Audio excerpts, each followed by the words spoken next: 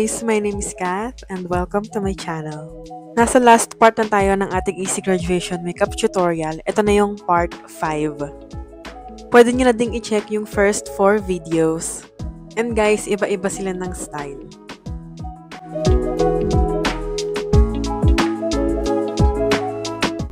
I used Pond's Healthy Hydration and Nivea to prep my skin and lips.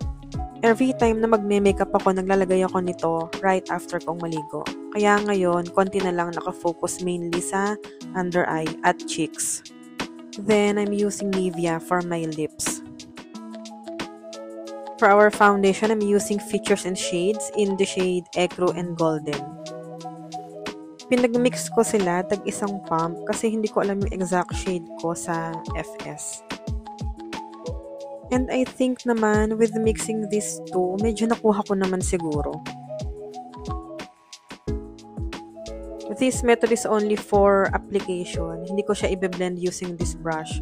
Kasi later, we're going to use another brush and then sponge right after. Once we are done, we're going to switch to a dense brush. Perfect pang blend ng ating foundation.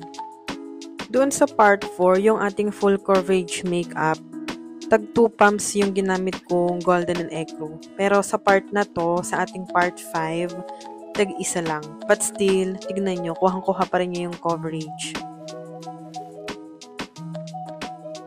After nito, gagamit naman tayo ng beauty blender para mas smooth yung ating base. Tapos guys, very light lang yung pagtatap dapat. Para maiwasan natin na mag-move yung foundation. For our concealer, I'm using CL1 by Squad Cosmetics. Yung gamit ko lagi is CL2, ngayon CL1 naman. I think wala silang masyadong pinagkaiba. Maybe undertone. I will double check. And now we're going to use a brush to blend our concealer. Tapos, nag-start ako sa medyo outer part, paloob ng ating under eye.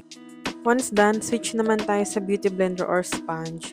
Tapos, slight lang din yung pagtatap natin para hindi mag-move yung concealer. We are now going to set our base and I am using this translucent powder from Dr. Sensitive. Inuna kong lagyan yung under eye. Medyo pine-press ko yung powder dun sa skin para mag-blend siya lalo dun sa foundation.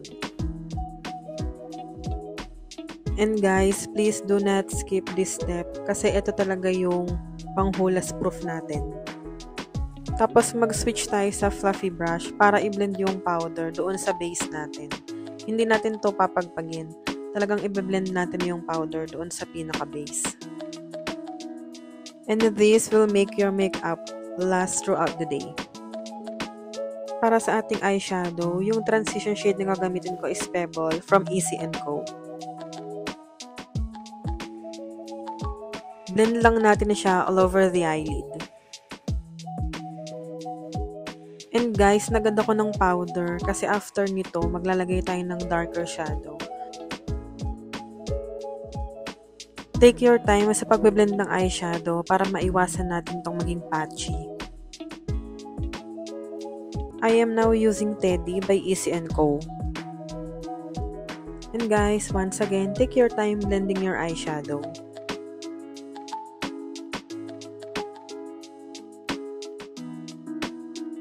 Once na naging okay na yung darker eyeshadow, gagamitin ko yung first brush na ginamit natin para i-blend yung edges nito. Blend lang tayo ng blend hanggang sa mas maging smooth yung transition shade to darker shade. Pagkatapos nito, using a powder brush, aalisin natin yung translucent powder sa under eye.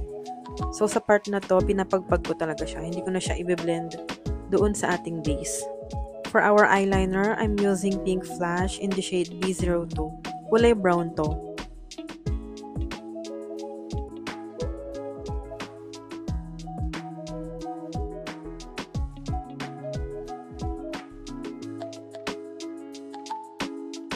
Para sa ating eyebrows, I'm using this product from Via. Sobrang ganda nito, tsaka sobrang mura niya din.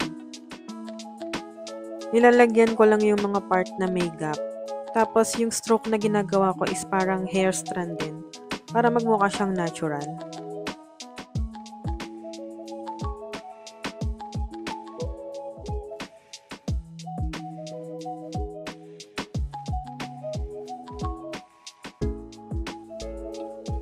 Ang sunod na product naman is eyebrow gel from Vice Cosmetics. Yung spoolie mismo ng product, ginagamit ko lang siya pang apply. Hindi ko siya ginagamit pang blend. Kasi may tendency na mag-chunky yung gel. After nito, magsiswitch ako sa ibang spoolie. Ito talaga yung pinang-blend ko nung gel. And dahan-dahan lang din kasi may tendency naman na yung gel, kumapit siya sa pinaka-skin. Tapos magpapatchy siya. Since matte finish tong part 5 natin, para sa eyebrow highlight, gagamitin natin tong lightest shade ng FS palette. You can use any powder, basta lighter lang to kasi ito yung magsisilbing highlight natin.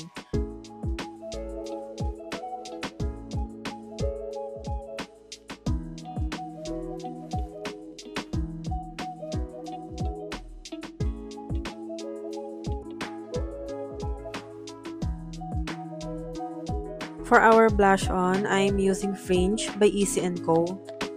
I'm going to use a fluffy and bigger brush sa pag-apply nito. Kasi yung way ng pagbe-blend ko is para medyo muted siya. Guys, yung mga paggamit natin ng brush, malaking tulong siya para ma-determine yung gusto nating look.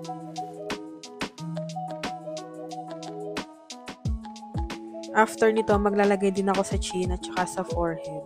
Kasi yung mga matte finish, medyo malakas siyang makapag-mature ng mukha. So, pag nag-antay nito, medyo youthful kahit papano. For our bronzer, I'm using Pyre by Easy & Co. I'm using the same brush na ginamit ko dun sa blush on. Gagawin ko lang din kasing muted yung bronzer. Plus, yung mga leftover nung blush on, ihayaan ko lang siyang mag-mix doon sa kulay. Ayan guys, kita nyo ba kung paano siya nagbe-blend? Gagawin lang natin kasing muted tong part na to since all matte to. More blending pa para mas smooth yung base natin. Para sa ating waterline, I'm going to use Nichito in the shade medium brown.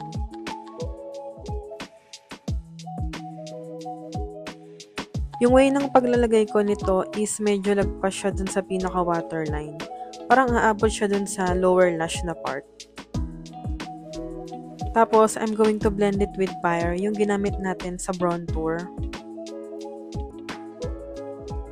Doon ko naman siya mainly biniblend sa lower lash na part. I am using Eclipse by Easy & Co. para sa ating nose contour. The more na manipis yung line na ginagawa natin is the more din na magiging manipis yung ilong.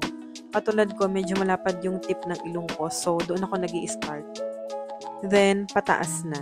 Kinokonek ko na siya doon sa may eyebrow part.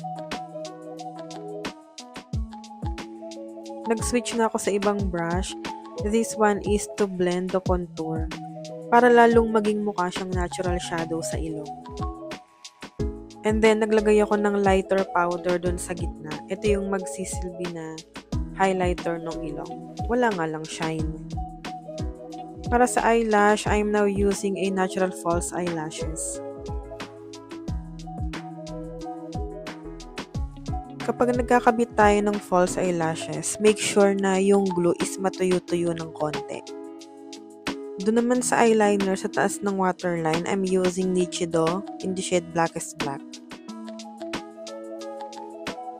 Lalagyan natin tong part na to para mawala yung gap ng false eyelashes natin.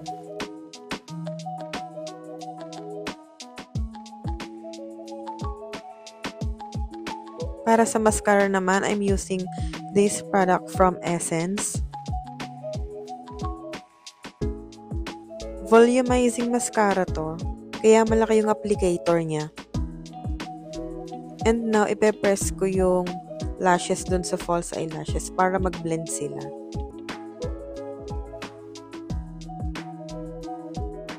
Para sa ating lower lash, I'm using this Megalent by Wet n Wild.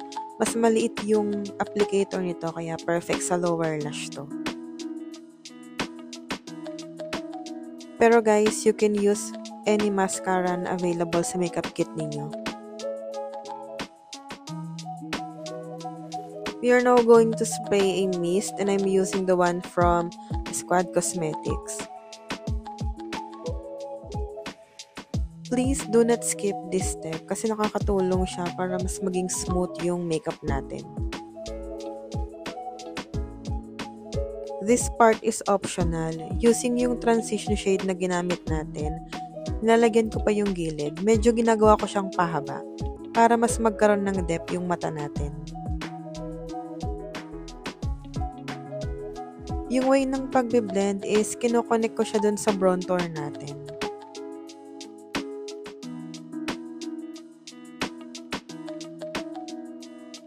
And let's double check.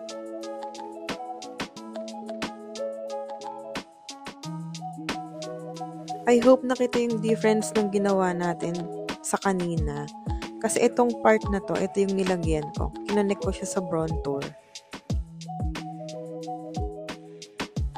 Para sa lips, I'm using Brave from Fashion 21. Sa ngayon, wala akong lip liner na match dito. Kaya ang ginagawa ko is nililinis ko yung gilid para mas maging sharp yung edges ng lips natin. Ayan, double check natin. We are now going to spray our setting spray and this one is Lock It In by Squad Cosmetics. After natin mag-spray, medyo patutuyuin natin siya. Tapos, ipe-press ko to using sponge. This is to make sure na walang dry patch since matte tong ginagawa nating makeup look. There you have it guys, we're done! Picture, picture! Dito nagtatapos ang ating easy graduation makeup tutorial. Don't forget to subscribe for more videos and updates. Thanks for watching!